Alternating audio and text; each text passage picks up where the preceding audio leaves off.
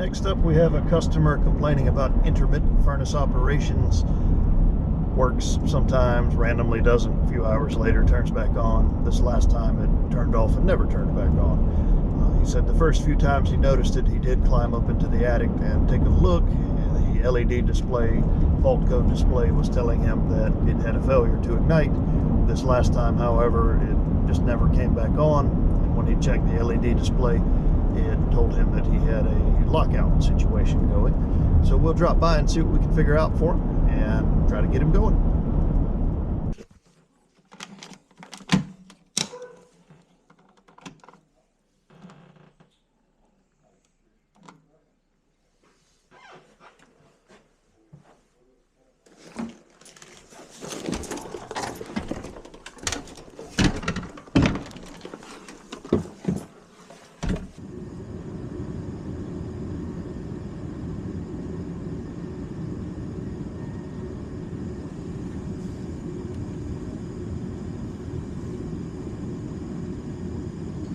Seeing a slow amber light, which tells us normal operation.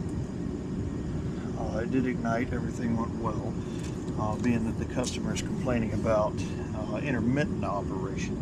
That would immediately lead me towards thinking possibly a flame sensor is where it's lighting, not picking up flame. So being that it's running right now, let's check that up. Because again, our LED display is just telling us normal operation. Doesn't think there's any problems. So let's crack it open and see what we find.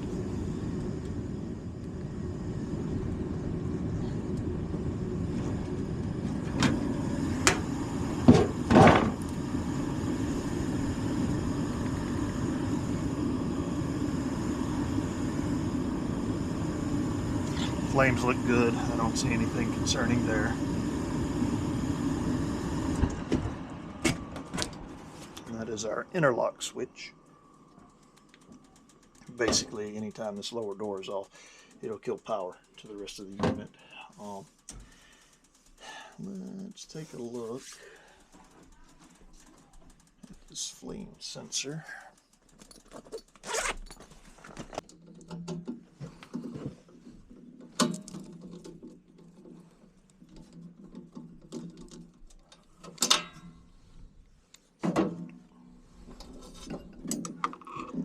So this is our flame sensor, and it's trying to see if we see it a little better.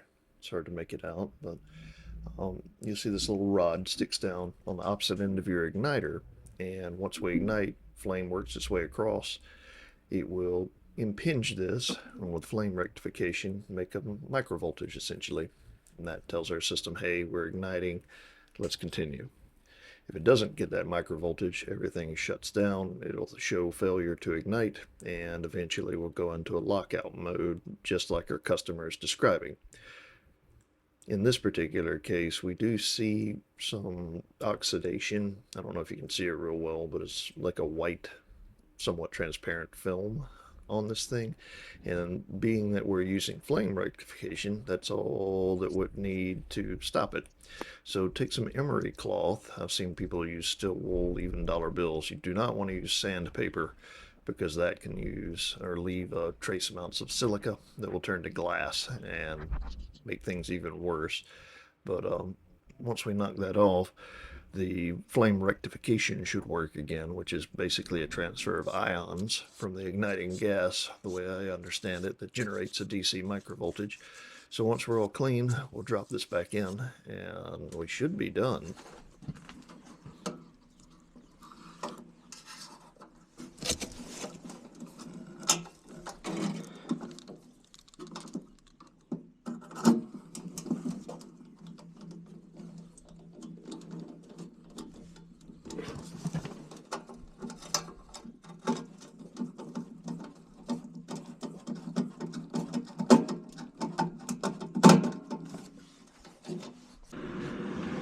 That'll just confirm operation.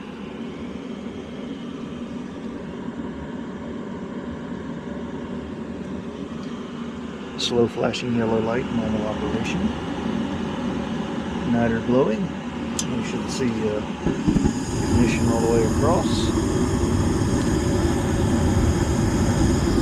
And there's our flame sensor. I can't really see it.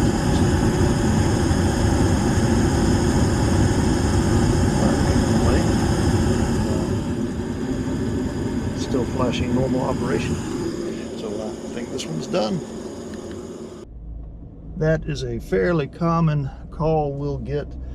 That little steel bar sticks down into the flame, and it is essentially picking up a micro voltage that's allowing the circuit board or ignition control module, what have you, to say, hey, I did actually ignite, we can move on to the next step. If it doesn't, then it will try again. Depending on the manufacturer, it's usually up to 3 times. It will try to light.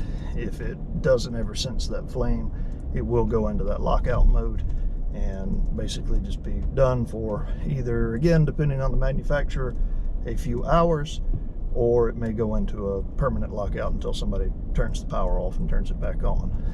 This particular case, all we really had to do was pull that flame sensor out, gently scrape that coating off of it, and it's not even coated all the way around. I don't know how well it came out on the camera, but it's a very thin, almost opaque material, and it will prevent that micro voltage.